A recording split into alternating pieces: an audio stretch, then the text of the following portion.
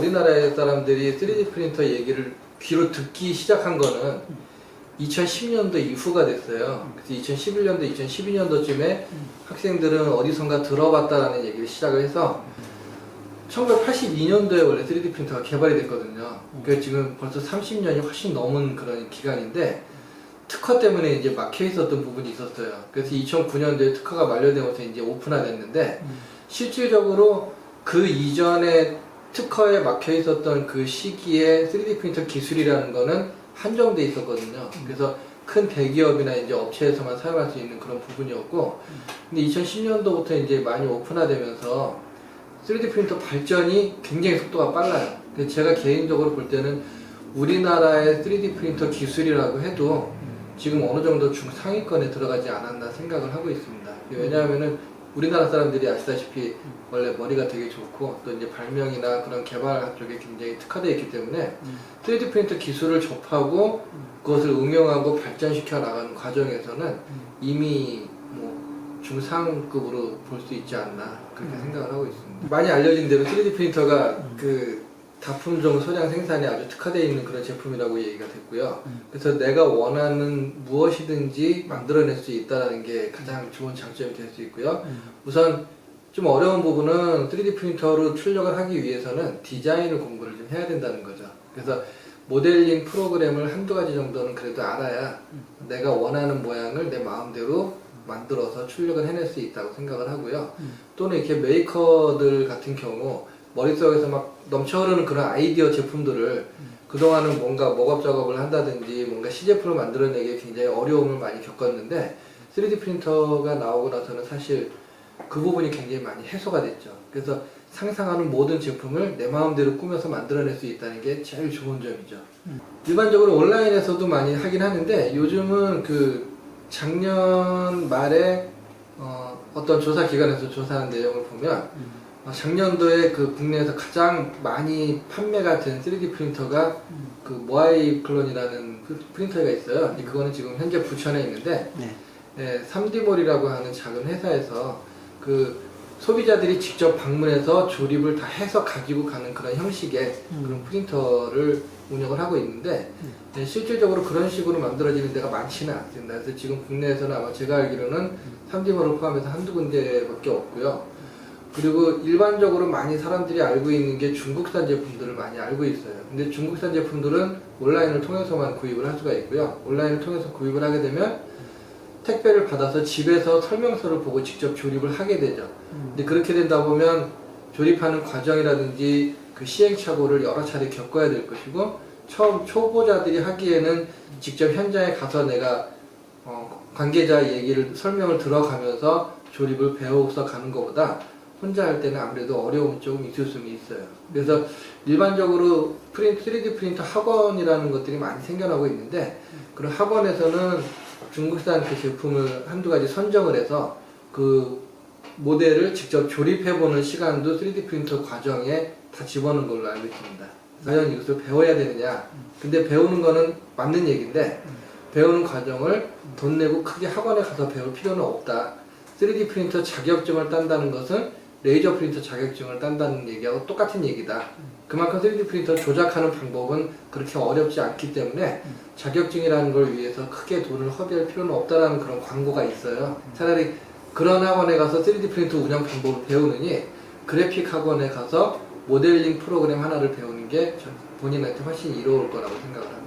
지금 현재 모델링 프로그램은 지금 한 20가지가 넘어요. 20가지가 넘는데 상용화되어 있는 프로그램도 있고 무료 버전으로 되어 있는 프로그램도 있는데, 실질적으로 예전에는 모델링 프로그램의 대표적인 거는 오토데스크사에서 만들어진 그 오토캐드가 이제 많이 알려져 있는데요. 오토캐드 같은 경우는 기계 설계를 하기에 적합한 그런 모델링 프로그램이었거든요. 근데 그 이후에 많이 발전된 게 건축 설계를 위한 모델링 프로그램 또는 그 애니메이션을 위한 제작 프로그램, 그런 것들로 이용해서 이제 굉장히 분야별로 다양하게 모델링 프로그램도 나눠질 수가 있거든요, 세부적으로. 그러면 본인이 어떤 쪽에 특화되고 내가 하고 있는 일이 어떤 것이다에 따라서 내가 배우고 또 섭렵해야 될 그런 프로그램 종류가 아마 나눠질 거예요. 그래서 모델링 프로그램도 무료 버전으로 이제 교육용으로 배울 수 있는 것들도 두세 가지 있는데, 그 중에서도 건축용 프로그램이 따로 있고 스케치업이라는 게 있고 그리고 디자인 위주로 나와 있는 게 1, 2, 3D 디자인이라는 게 있고요. 그리고 오토캐드 같은 경우는 기계 설계라든지 그런 쪽으로 많이 사용이 가능하겠죠. 그래서 오토캐드는 물론 비용을 지불해야 되는 거고 상용화되어 있는 프로그램 중에서 가장 유명한 게 오토캐드사께 많이 유명할 거고요. 그리고 마야라든지 3D 맥스 같은 경우는 애니메이션 하기 위한 그런 모델링, 캐릭터 디자인을 하거나 그런 쪽으로 사용될 수 있는 디자인이 될 수 있을 거예요. 근데 3D 프린터도 그 오픈소스 기반으로 굉장히 지금 많이 발전을 하고 있어요. 그래서 아까 말씀드린 것처럼 특허가 만료되고 나서 지금 한 6년, 7년 정도 사이에 그 30년 동안 발전된 기술보다 10배 이상의 기술이 더 발전이 됐다고 볼 수가 있겠죠. 그래서 예전에는 한 대에 한 몇백만 원 이상 호가하던 그런 3D 프린터가 지금은 100만 원 미만대가 굉장히 많이 나오고 있고요.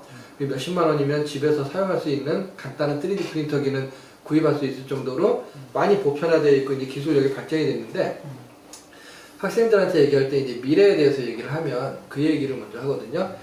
3D 프린터기라는 말이 요즘 굉장히 핫한 이슈로 뜨고 있는데 4D 프린터기 기술이 현재 우리나라에서도 지금 한 70% 이상 발전이 개발이 됐다고 보고 있습니다. 그래서 4D 프린터는 뭐냐면 프린터기 자체가 어떤 식으로 변화되는 게 아니라 원래 3D 프린터는 3차원의 개념이잖아요. 그러면 3차원에서 시간이라는 개념이 포함된 게 4차원인데 예를 들어서 프린터기를 이용해서 장미꽃을 하나 출력을 했어요. 그래서 장미꽃을 몽우리진 거를 출력을 한 거죠.